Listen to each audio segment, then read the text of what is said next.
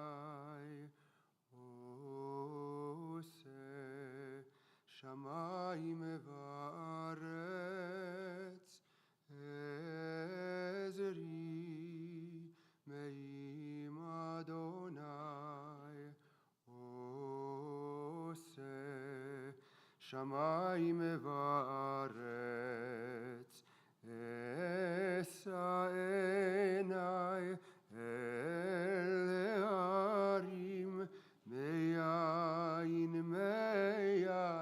yavo ezri,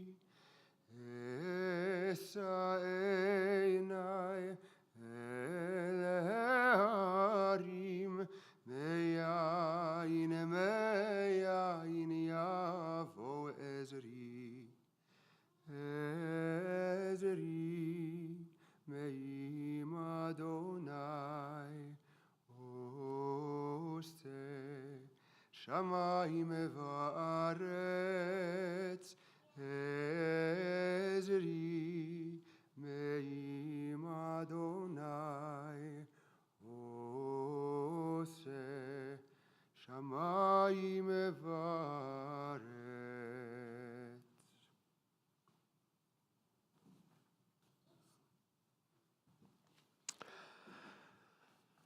I lift my eyes to the mountains. What is the source of my help? My help comes from Adonai, maker of heaven and earth. God will not let your foot give way. Your protector will not slumber. See, the protector of Israel neither slumbers nor sleeps.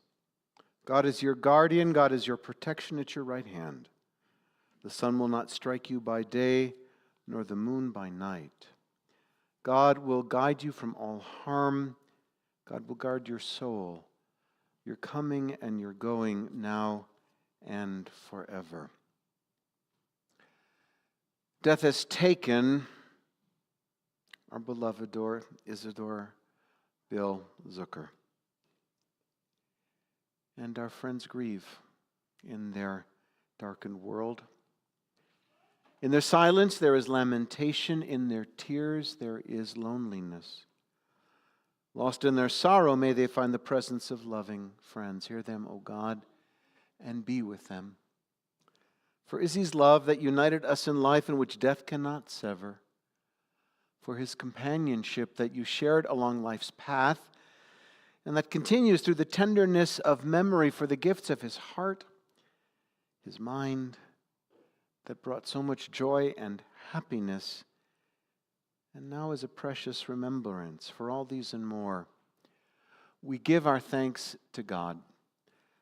And in this time of grief, we listen to the voice of our sacred scripture that brings us the ever new message of God's nearness. It tells of our kinship with the Creator in light as in darkness, in joy as in sorrow, in life as in death. In the 15th Psalm, we find the following: Adonai miyagur bo halecha miyishkon bahar kodshecha. God, who may abide in your house, who may dwell in your holy mountain? Those who are upright, who do justly, who speak the truth within their hearts, who do not slander others or wrong them, or bring shame upon them, who scorn the lawless, but honor those who revere God, who give their word, and come what may, do not retract, who do not exploit others, who never take bribes. Those who live in this way shall never be shaken. And perhaps more than any of the Psalms, the 23rd Psalm has brought so much comfort to so many over the centuries. I'm going to ask Cantor to come and chant it for us, and then many of you have the text in the English, and we'll read it together following the Hebrew.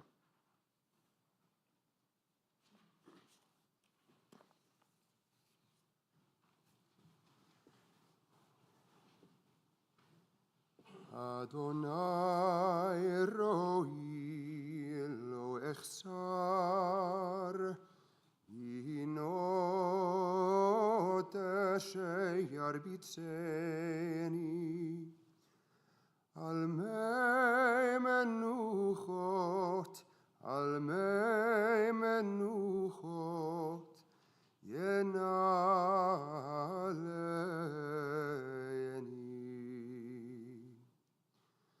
nafshi yeshove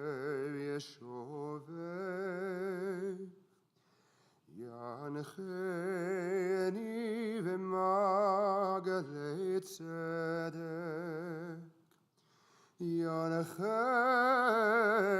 yancheni v'magalei tzedek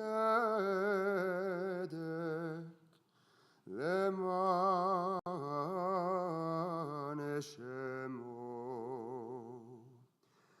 gam ki eilech begeit al mavet lo ira rak yata imadi shivtecha umishanetecha hema yenachamuni taroch lefanai shulchan neged tzorerai dishanta Vashemen roshi kosi revaya ach tov chesed yirdefoni kol yemei chayai kol yemei chayai ושבתי בבית אדוני לאורך ימים.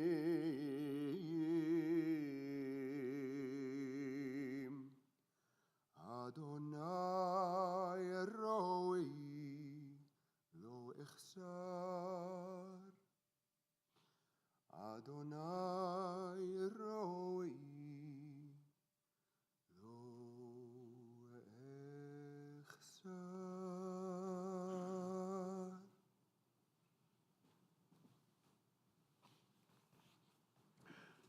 Together, God is my shepherd, I shall not want.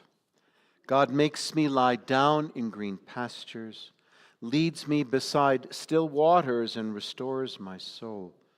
You lead me in right paths for the sake of your name.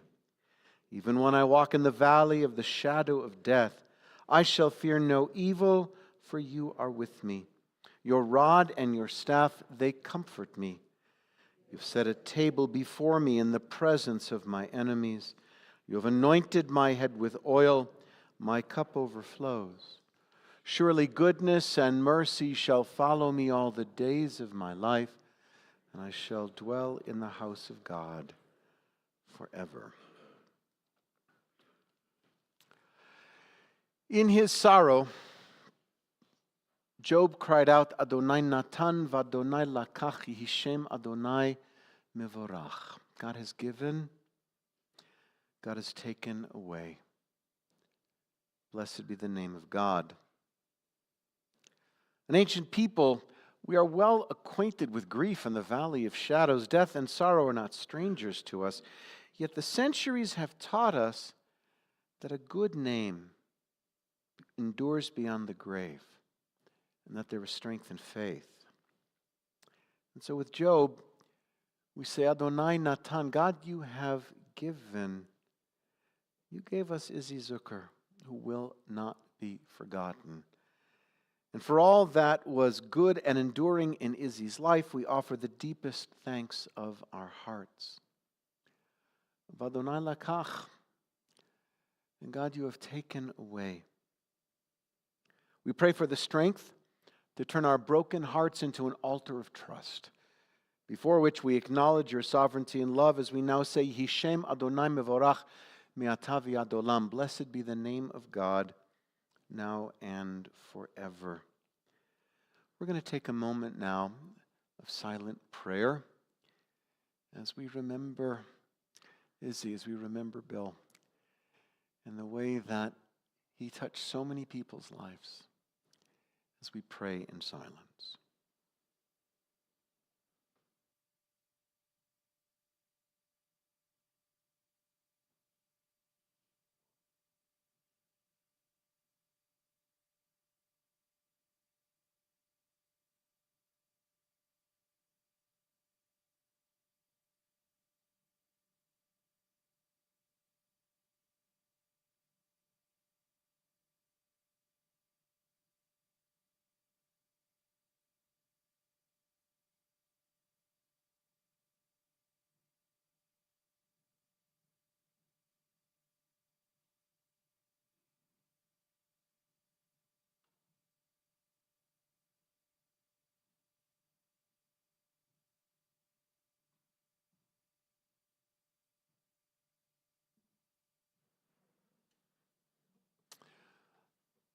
I learned something about Izzy when I met with a family the other day, and that he's descended from a line of very famous klezmer musicians.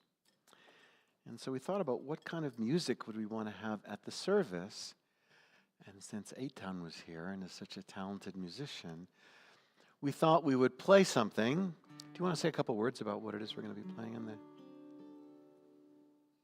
Yiddish song Alle Brüder, meaning we're all brothers, and we're comparing ourselves to the groups of friends and brothers and sisters from scriptures. And it's also a very silly song, and just reminding us to live life noticing the ridiculousness sometimes and participating in it.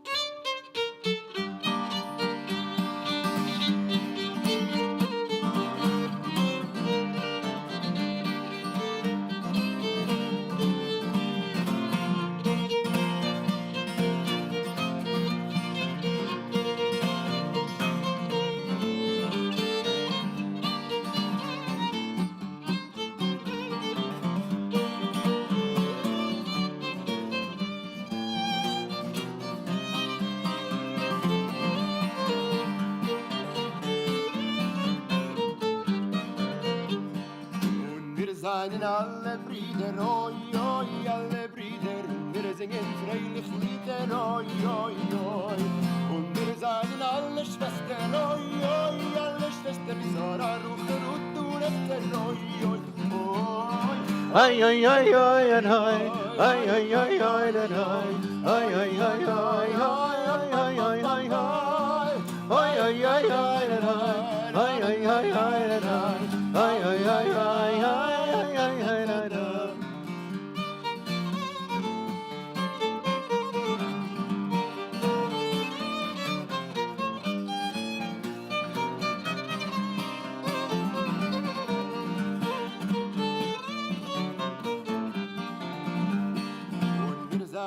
alle einig, oi, oi, alle einig, dir misan, dir einig, oi, oi, oi. Und wir seien alle Schwester, oi, oi, alle Schwester, wie Solar und Ferut, du lässt der Roi, oi, oi. Oi, oi, oi, oi, oi, oi, oi, oi, oi, oi, oi, oi, oi,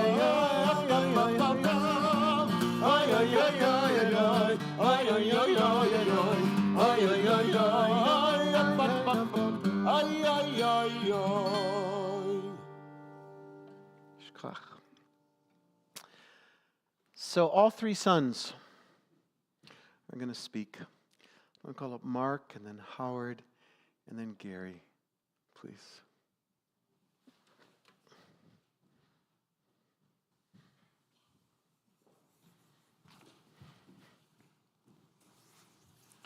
Thank you all for coming. We really appreciate it.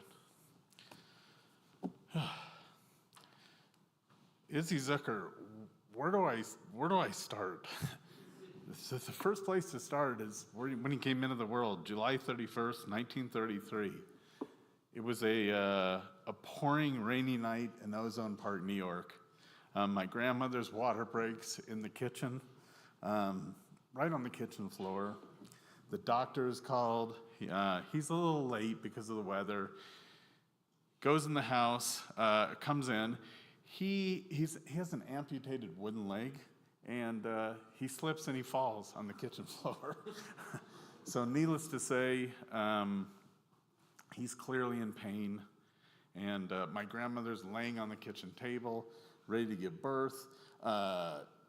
It's just a frantic situation. It wakes up the house because it was later at night. The kids get up, and it's crazy. But everything goes well, and my dad enters the world with a little excitement, energy, and of course, you know my dad, a humorous story to tell. And that's what he was all about. Our dad, at a young age, he goes to work at his parents' grocery store. They have a very small grocery store, and he's exposed to a very diverse group of people in the neighborhood. Diverse and colorful people. So they come from different countries, they come from different backgrounds, and he grows up fast in that store. And he builds a foundation for, I think, who he becomes as a person. It was kind of painful for his mom because he wasn't going to be tied down to a grocery store. That just wasn't where he wanted to be. So he was never going to take over the family business. I don't know, they get in a little bit of a tid. He runs off to Cuba. He doesn't even tell her. So he kind of goes for an extended period of time. And guess what? It's an extended vacation, but it's cut short. Why? Because Cuba's being invaded. So he has to get out of there really, really quickly with his friend or two. So he basically hitches a ride on a transport. I don't know how, he talks about in detail like how he got on. It was kind of interesting, but I won't get into it. It had some shady characters, but he makes his way back through Puerto Rico, back to the States. And he goes there. He gets a job. He's selling for a company called Babbitt. He's doing soap and cleaning products. And, he just needed a job to earn some money. But guess what? He finds work in a company called William Morris, which was one of the largest talent agencies back east. And they handled all the big name Broadway and screen stars. And at the time, he was sort of delivering packages internally, but he had a good personality, so they gave him a job. He would go out to the airport. He would pick up all these stars. He would take them back to the hotel. He'd do errands. They sometimes didn't have people with them, so he'd go eat with them, and he'd take them to a Broadway show. And he enjoyed it, and I think they really enjoyed it too. But that I thought was really interesting. Well, guess what? He meets my mom. How does that happen? Well, he goes on a double date, actually, with one of his friends. My mom is the date of the friend, right? And afterwards, though, he develops a fondness for her. So he asks his friend, hey, do you mind? I really like her. Can we go out? And they do. And that was fantastic, because guess what? They end up things go well. They end up getting married. They move west to Colorado, and he starts a new life. He has a business, and with an uncle, he starts a family. So that's kind of where we come in. He gets wooed over to a company to start what he ends up doing, Noble, which was in the food business. They were just a dry goods company, and he came over and said, oh, there's a lot more we can do. So he built up what's called the center of the plate, which is whatever goes in the middle of your plate for dinner. It could be fish or chicken or beef. He was a beef guy. So anyway, Noble Sysco becomes successful. It goes on to become, that division he starts, the largest and most profitable part of the business. Noble gets sold to Sysco Corporation, a big conglomerate, food supply, and my dad finishes out his career there. We have some people that work there, and he was just a hoot to work with. He really was. And this is coming from not me, but the people, his friends. Enough about history. Dad had the unique ability to connect with people. He really did. He was a good listener. He told the best memorable stories. They were always colorful. He kept their attention, and I think we all know, those stories. I mean, my dad was full of stories. He had a quirky and wonderful sense of humor. And he had the innate ability for sales, where he really, really excelled. And he understood the value of hard work. He understood the value of helping others by teaching them and setting them up for success. If the food service industry had a Hall of Fame, I'm sure he'd be a candidate for induction. He really was something. Growing up with my dad, oh boy, it was a unique experience, but I wouldn't trade it for anything. Here's just a couple high-level memories. I don't want to take them all, save a few for my brothers to talk about, but boy, I remember as a kid pulling us in. We had a bobsled, so he'd hook it up behind the car, and it was snow and icy. He'd pull us around in a station wagon, and that probably wasn't his best idea. But guess what? We're around today, so it worked. We lived by a park and had a nice canal, so he helped us build a raft out of a baby crib. And then he put inner tube tires on the bottom so we could float around. That was kind of fun. We went down the Mile High Canal and by our house, and that was great till we hit a dam, and then we had an abandoned ship before it went down. Literally, it just took the whole raft, and my dad said, "Hey, everyone out." That was funny. We have to talk about food. My dad, I don't even know where to start with food. Food was his occupation, but food was love in the Zucker house, just like it is probably in many households. Boy, we were exposed to everything. We went diners and drive-ins and dives, white tablecloth restaurants with the best cuts of meat, pretty much everything you can imagine. It was pretty interesting. We had escargot to sweetbreads. And if you don't know what sweetbreads are, I'm going to leave that to the side for another time. It's probably best not to get into that part of it. Anyway, glam camping trips. Boy, we went on some interesting camping trips. I guess the best word to describe it kind of would be glam camping trips. Some of the people, I saw Jeff over there, we went with families and friends. Boy, all I can say is those camping trips, we didn't have just hamburgers. People around us were looking like, who are these people? What are they doing, eating crab legs or whatever? But they were really interesting. He certainly brought it to a new level. Our dad and mom, and our mom travel was a priority. He really felt that it was important to expose his kids to other cultures and understand, what was out there. It was fantastic. We loved it. It was great for us, but it certainly didn't set too well in my high school principal. I remember going in because he wanted to have a talk, and he basically said, "Hey, Bill, don't you value your kids' education?" We were kind of out of school sometimes for extended periods of time, and my dad I remember his reply was basically, yeah, I certainly do, but, they'll probably learn more, they'll learn a lot more going out than sitting behind a desk all day. I'm taking them with me. And he did. And we got to go to so many wonderful places all across the world and United States. It was fantastic.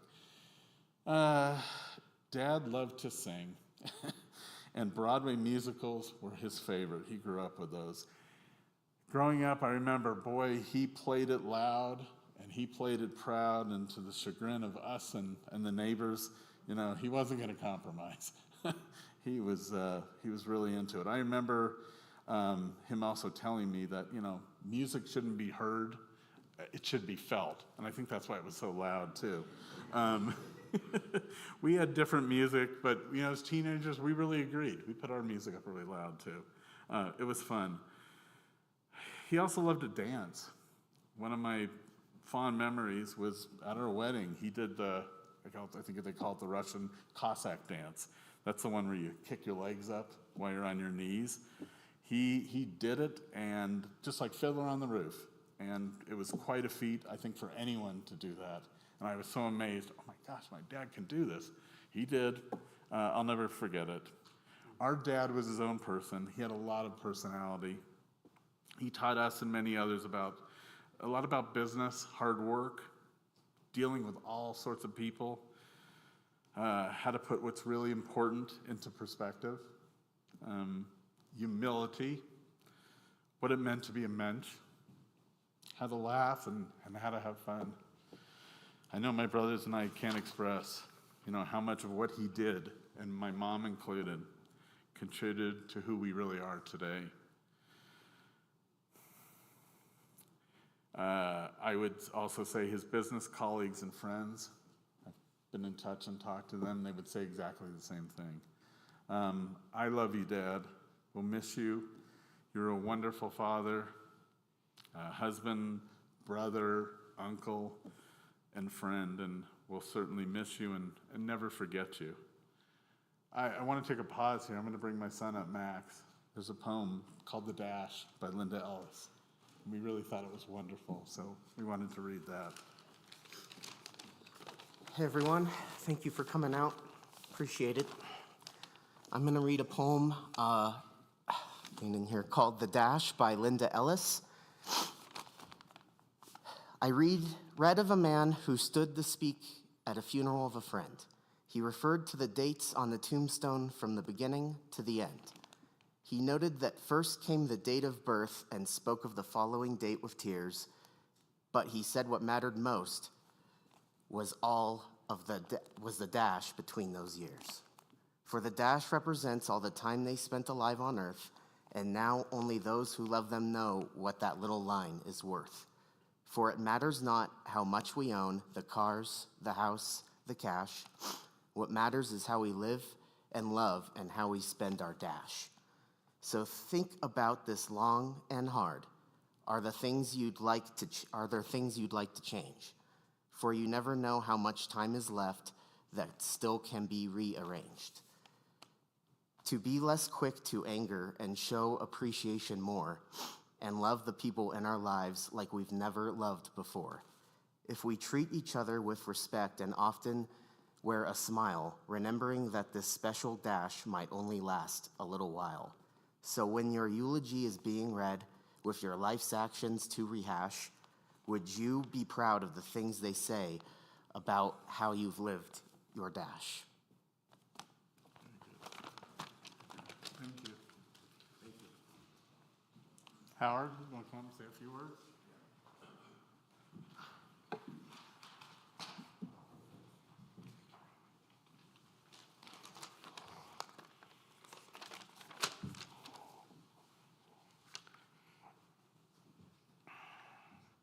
My dad, I just want to say thank you for coming. I appreciate it. Sir,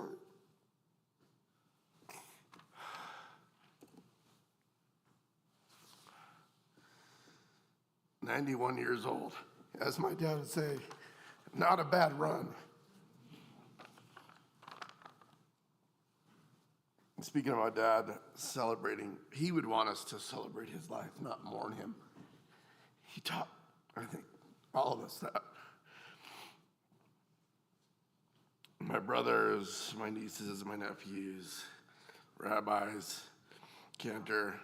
I have a few stories that I could talk for days, as some of you know, and I'm not going to do that. I don't have that time. It's not the place. But I have a few stories that come to mind when I think about my dad. My dad always would say, especially in the last few years, I would ask my dad, "How are you?" Every day. Call him up, say, "How are you?" And he always said something I thought was pretty funny. He would say, "Well, son, I looked up and I said to God, thank you for letting me enjoy another day." That was my dad. My father was my friend, and my mentor.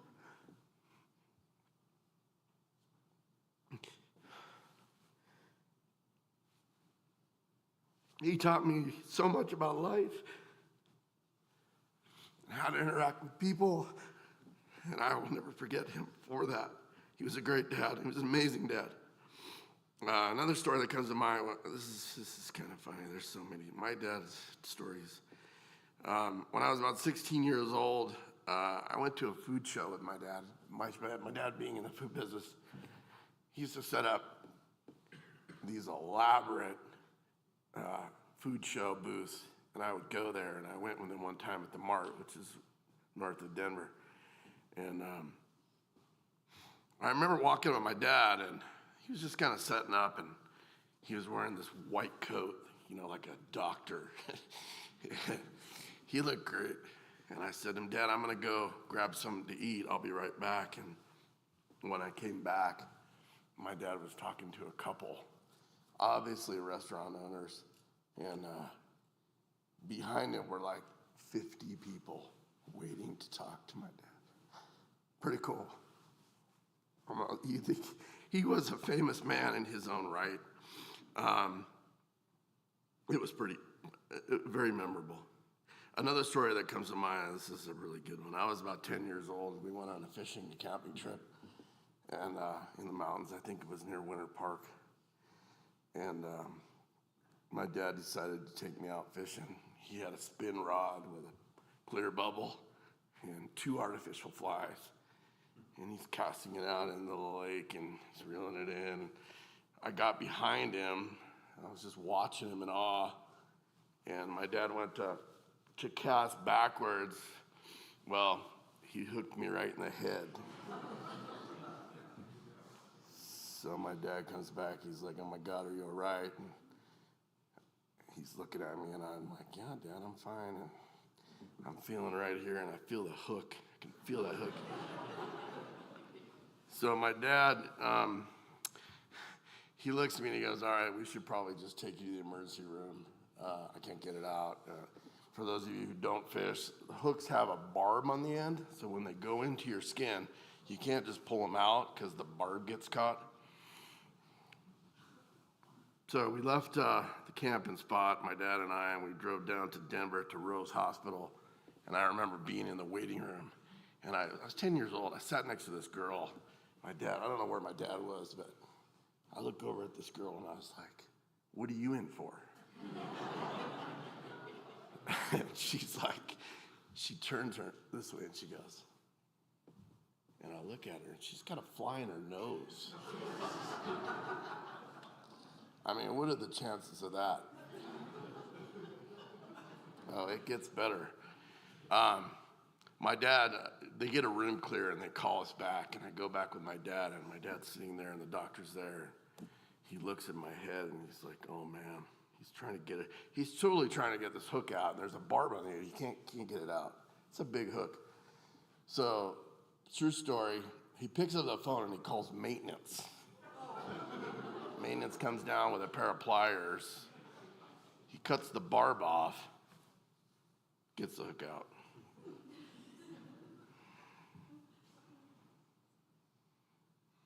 My dad was a storyteller. We call them Izzyisms. My brother Gary will probably talk about that. Mark awesome job, Max. Great words of wisdom. I always remember my dad. I love you, Dad. I miss you. Thanks.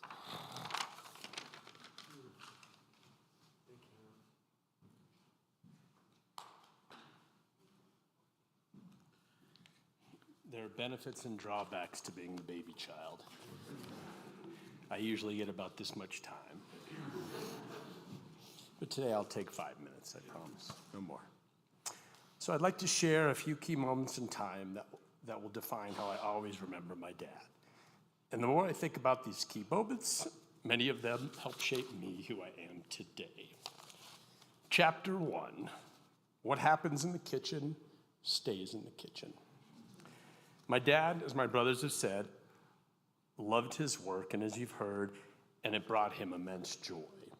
As a child, I remember going to the mountains with my brother Howard and helping my dad sell door-to-door to all the European high-end restaurants at the ski resorts. You'll get the food theme. It's just constant. In fact, my dad became personal friends with many of the owners. One example was the Left Bank in Vail, which is actually still open today. Hotels were expensive, and most of the restaurants had bunk beds in the back kitchen.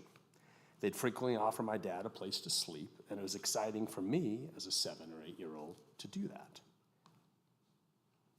Also, sleeping in the kitchen, eating as much homemade raspberry sorbet as I could, it was just incredible. Plus, whenever we'd visit a restaurant, we never entered through the front door. We'd always go in through the back door, the kitchen entrance. My dad would go out of his way to find the dishwasher and introduce himself and shake his hand. When I asked my dad why, he'd say, the dishwasher will one day become the prep cook, that prep cook will one day become the sous chef, and that sous chef may even become the head chef. I want him to remember me and that I noticed him and when no one else would notice him. Treating everyone with dignity, regardless of who they are, their job, was a great lesson he taught me. And my brother said the same thing. Chapter 2, what's the smell coming from the campfire? My brother gave you a little bit, but he took my story, so I'm going to finish it. My dad only sold the finest meats and seafood that money could buy, so that's what we ate at home. My brother mentioned in the camping trip with friends, but we can't leave out the details. My dad worked with Larry Galinkin, a blessed memory, and the father of Jeff Galinkin, sitting over on that side. The entire Galinkin clan and Zucker clan would go up to Grand Lake, and what do we bring camping? Most people bring hot dogs and hamburgers. Not the Zuckers. We only bring filet mignon, lobster, and drawn butter. A memory I can still smell today, and so could the jealous campers nearby. Chapter 3, smile and play the part. For many years, as Mark mentioned too, we planned the Zucker annual family vacations. My recollection, the biggest one was in 1985, a trip that included stops in Israel, Greece, and London. We landed in Greece, it was late at night, and we headed straight to the hotel. I learned earlier that I was the young one, so I had to sleep with my parents, and both my brothers went to the Playboy Club. I think that's what you said. Anyways, we checked in, we received the dreaded news late at night that nobody wants to hear. We're sorry, we're overbooked, we don't have a room for you for a few days. But don't worry, we have a place where you can stay for the next few days. So my dad, being the calm and smooth talker he was, told the front desk, okay, I understand, but we need to figure this out by the morning. It's not just me, it's my wife and my 3 children that I need to take care of. The bellman takes our bags, he walks us down the lobby to our room. Beautifully, we open, it's a conference room with cots inside. Unbeknownst to my brothers and I, we would be my dad's partners in crime coming the next morning rush hour. My dad woke us up bright and early, told us to stay in our tidy whities, put on a t-shirt, and follow him. I think you know where this is going. We're gonna go take a very public walk, he said, to the bathroom. Smile, say hello to people, and look like you belong, he would say. He planned his route, first down the very crowded hallway in the lobby, so the front desk couldn't miss our unique outfits. Then, how could we not stroll by the restaurant? It was 39 years ago, but I'd say within a matter of minutes, we had the hotel's attention, and somehow an excellent room opened up for us miraculously. Again, my dad just had the knack of knowing what needed to be done to get a person to take action. Chapter 4, so you want to go to college. Like any proud papa, your goal is to help your children grow and receive a good education. As Mark actually didn't mention this earlier, Mark got into CU but couldn't get classes in the business school. So my dad took a trip up to see the dean and donated a pig for a barbecue.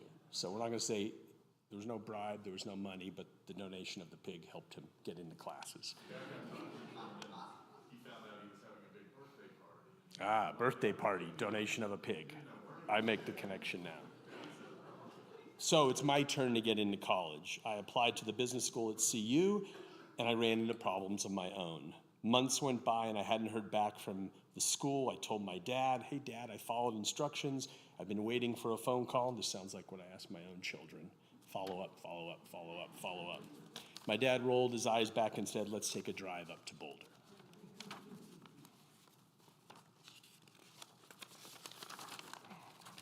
Similar to my brother's experience, we met with the dean. My dad made sure to ask how he was doing, how his planning coming for the upcoming Greek festival. The dean was Greek. And my dad offered as a goodwill gesture, not a pig, but 2 legs of lamb to support the festival.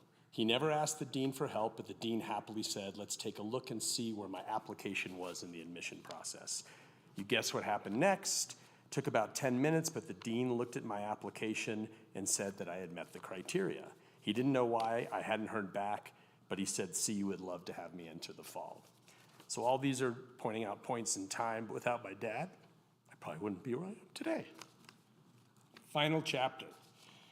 And this is my dad saying, the way to a woman's heart is through her stomach.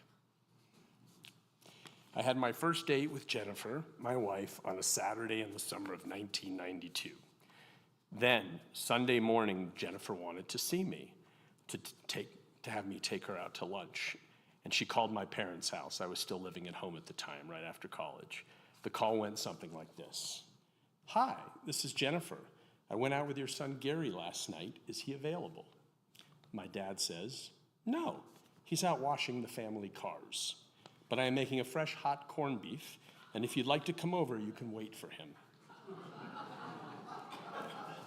Jen arrives an hour later, and Gary is nowhere to be in sight.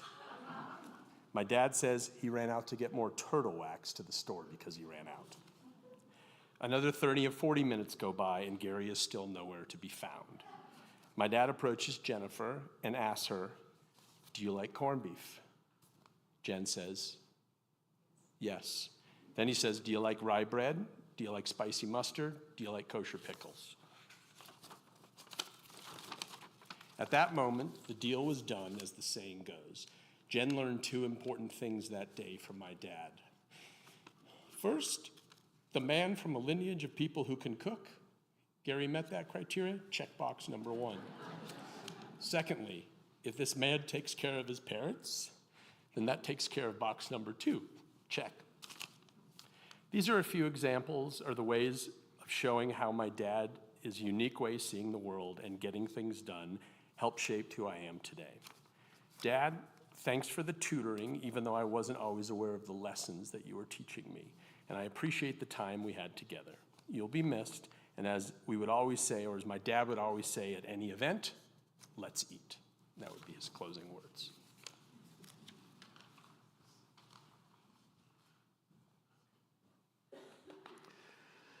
Thank you, Gary and Howard and Mark, for those beautiful, beautiful stories. Dear Iris, dear Mark and Monica, dear Howard and Tara, dear Gary and Jennifer, dear Max and Caroline, dear Maya and Zoe and Josh and Kyle and Ari and Mara, dear Helene and Stu, dear family and friends all. In the Mishnah, the oldest book of Jewish law, Tractate Pirkei Avot, chapter 4:13, we find the following. Rabbi Shimon said there are three crowns: the crown of Torah, the crown of priesthood, and the crown of royalty, but the Keter Shem Tov, the crown of a good name, exceeds them all. As we've heard so beautifully, Izzy Zucker was a man who impacted many, many people. His warmth, his laughter, his ability to connect with every person with whom he came in contact were part and parcel of his character. And even though he worked in sales, more than anything else, Izzy was a teacher and a mentor to others. The relationships that he established with family, friends, business associates, and clients were a vital part of his life and so many others. Now, as we've gathered, he was a master salesman. And there's an art to selling. Too many people today don't know what that means. To be a master salesman doesn't mean that you can pull the wool over someone's eyes. No. A true salesman has to believe in what he's doing. He also needs to be able to communicate his passion and make you feel that you are partners in the process. A true salesman never takes advantage of someone else. On the contrary, he makes a connection with you. And in the process of doing so, not only gets a new customer, but makes a new friend as well. And you feel good when you're in their presence. In many ways, being a salesman is kind of like being a weaver, combining disparate threads of connection that intertwine with the lives of others, creating a beautiful tapestry of relationships and service that is lifelong. And that was Izzy. Wherever he went, he left kindness, joy, and laughter in his wake, and it served him well throughout his life. He loved to laugh. He loved a good joke. He loved music. He loved food, and he loved sharing his love of food. He was very proud of his Jewish legacy, the fact that his family were pioneering klezmer musicians from the Ukraine was always a source of pride to him. He didn't have an easy childhood. He was born, as we've heard very dramatically, in 1933 in Ozone Park, New York. His parents, Hyman and Esther, raised him and his four older siblings, Rose, Morris, Gilda, and Pearl, in a modest home upstairs from the grocery store that was the center of their neighborhood. And everyone relied on that store. And they never took time off, ever. They even took separate vacations to keep the store running all the time. And that store took precedence over everything. Birthdays, bar mitzvah was canceled because his sister got married and someone had to be at the store. His father, Hai, spoke 8 languages. But since he was the youngest, that might be good to be the youngest, but he was kind of left behind often. And he had a habit of running away from home, not just to Cuba, but he'd go to Aqueduct because he liked the horses. He graduated from John Adams High School, went to Queens College where he got a 2-year associate degree, and then he started work. And we've heard about his job at the William Morris Agency where his capacity to schmooze did him very well. In 1959, his life changed when he met a beautiful young girl named Iris Freed on a double date. And yes, he was set up with the other girl. You were on a date with Buddy Klein. His loss. Izzy loved to tell the story, of course, about how he took him out to a very fancy restaurant. They went to the beach, they had dinner. He liked the fact that Iris had a good sense of humor, but more importantly, he loved her tuna fish sandwiches. And that was what sealed the deal. They dated 2 years and were married in Brooklyn on May 28, 1961 at the Biltmore Caterers. And it was a beautiful wedding. Her father walked her down the aisle. But tragically, during the party, Iris, your dad had a heart attack. And he died at their wedding, but they didn't tell him till afterwards. So they had to postpone the honeymoon because they were sitting Shiva. Eventually, they came here to Denver, went into the meat business, and eventually connected with Noble and then Cisco.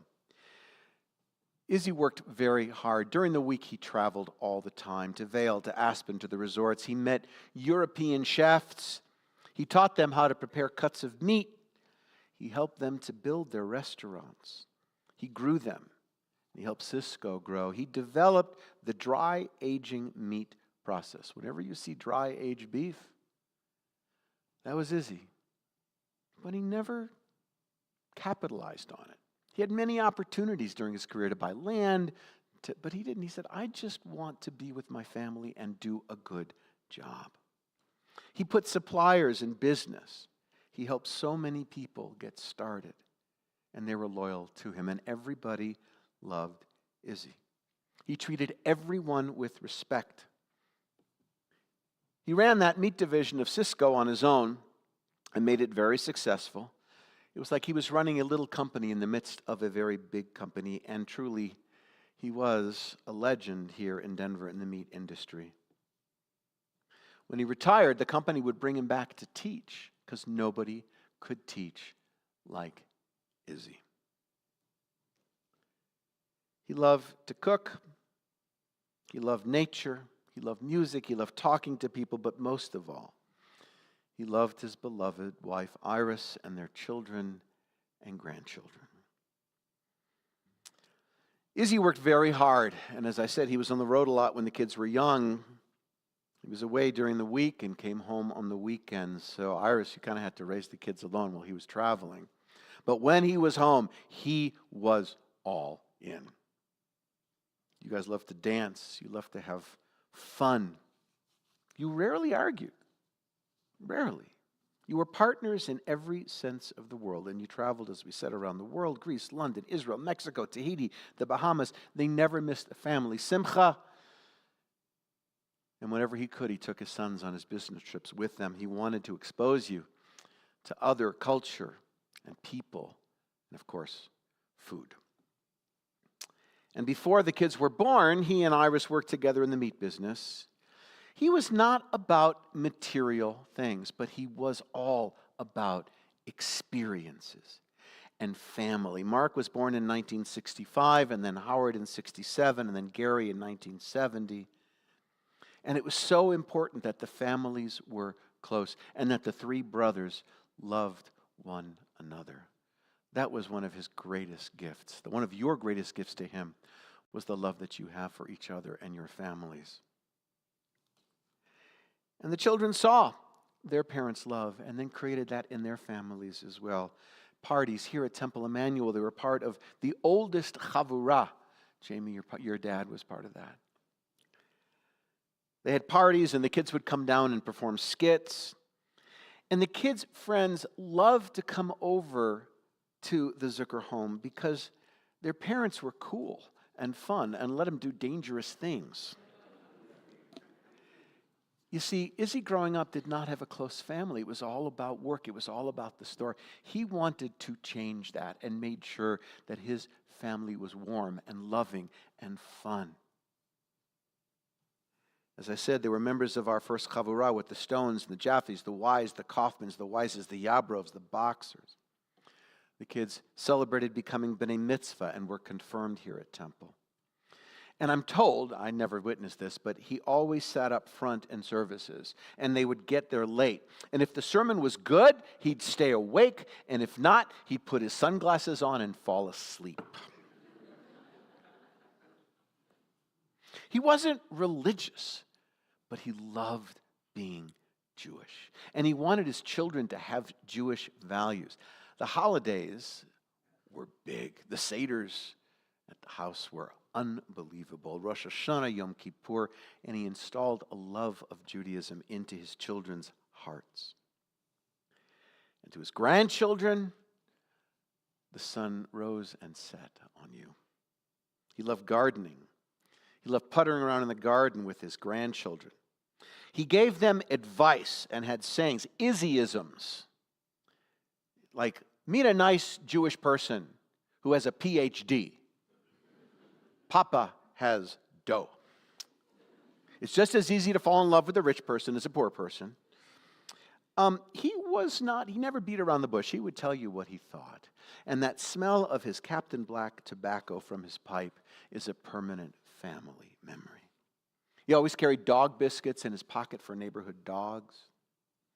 And there was always music. Mara, you shared with me how he gave you a love of music that was a part of his house and continues to this day in your life. And when he would sing, he always had a big finish to every song. He had to be the last person to sing. What would he sing? And many more. Yeah, okay. He inspired his grandchildren and his children to be travelers. And he wanted his family to know his family legacy. He attended every recital, every school play of his grandchildren. And he couldn't do that for his own kids because he traveled a lot. And so in many ways, he made up for what he didn't have in his life with his children, and he made up for what his children didn't have with his grandchildren as well.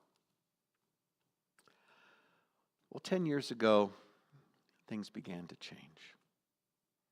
And it was clear that he was fading away, sadly and slowly. And it was hard, especially these last 2 years. And Iris, you were there with him, by his side. And all of you came and supported him and remembered him in his prime, not in his fading away.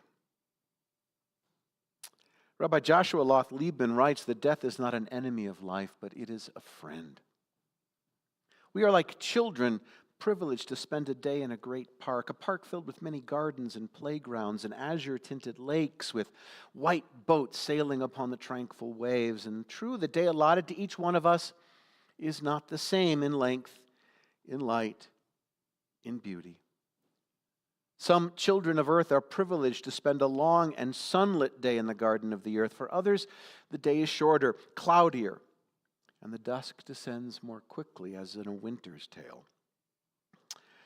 And then for each one of us, the great nurse, death, takes us by the hand and quietly says, "It is time to go home. Night is coming. It is bedtime, child of earth. Come, you're tired. Lie down at last in the quiet nursery of nature and sleep. Sleep well. The day is done." For a life that was well lived, a life filled with love and joy and laughter and stories and food and teaching and mentoring, we give thanks. We say, Zichrono Livracha, may the memory of Izzy Zucker be for a blessing, and let us all say, Amen. We're going to take just another moment, if we can, for silent prayer.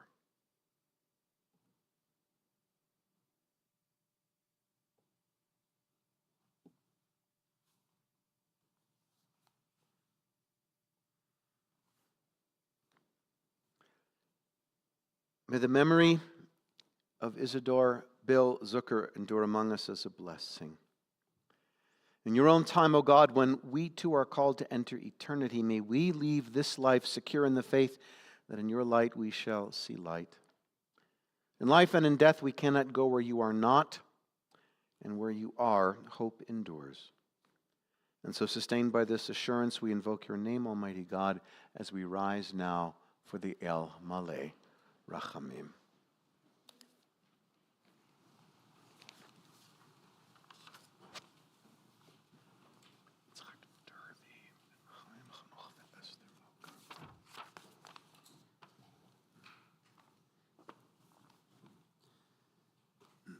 El Maleh Rachamim Shochein B'meromim Hametzei Menucha Nechona Tachat Kanfei HaShechina במעלות קדושים וטהורים כזוהר הרקיע מזהירים לנשמע יצחק טרבי בן חנוך ואסתר מלכה שהלך לעולמו. וגן עדן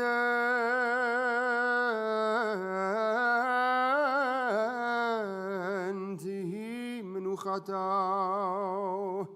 אנא בעל הרחמים, אז תיראהו בסתר כנפיך לעולמים,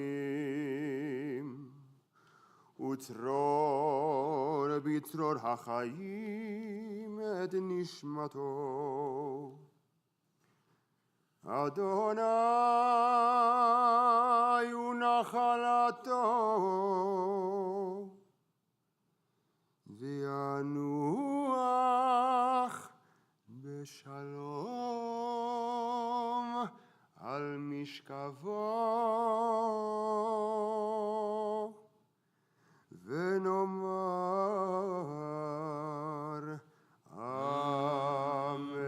Amen. Compassionate God, eternal Spirit of the universe, grant perfect rest in your sheltering presence to Isadore, Bill Zucker, to Yitzchak Turvi ben Chanoch Esther Malka, who has entered eternity. O God of mercy, let him find refuge in the shadow of your wings, and let his soul be bound up in the bond of everlasting life. You, God, are his inheritance. May he rest in peace, and let us all say, Amen. My friends, the family has asked that I let you know that visitation will be at the home of Gary and Jennifer Zucker today from 3:30 to 6 o'clock p.m., and then we'll resume at Gary and Jennifer's home on Saturday, January 4th, from 5:30 to 8 o'clock p.m. with a minyan at 6 o'clock p.m., not at 7, at 6 o'clock p.m. And then Sunday from 3 to 5:30 p.m. with the Shiva minyan at 4:30 p.m., and that address is 6117 South Alton Way in Greenwood Village.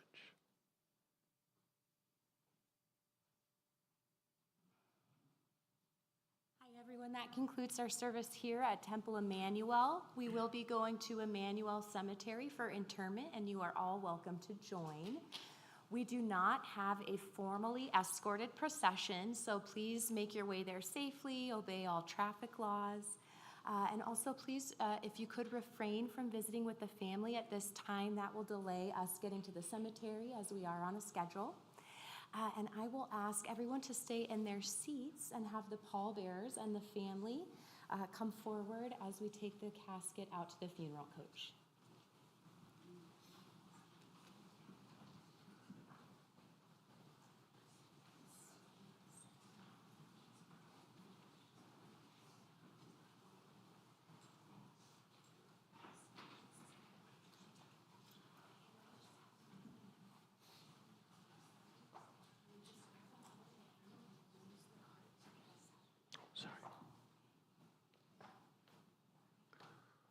Adonai ro'i lo achsar binot deshe yarbitzeni am leminuchot yinahaleni, nafshi yishovev, yancheni b'ma'agle tzedek lema'an shmo. Gan ki elech begeit sal mavet lo iraraki etai madi, shiftecha mishantecha hema yenachamuni, ta'aroch lefanai shulchan eneged sorerai, dishanta vashemen roshi kosir vaya, achtov v'chesed yudefuni kol yimei chayai, God is my shepherd, I shall not want. God makes me lie down in green pastures, leads me beside the still waters, and restores my soul.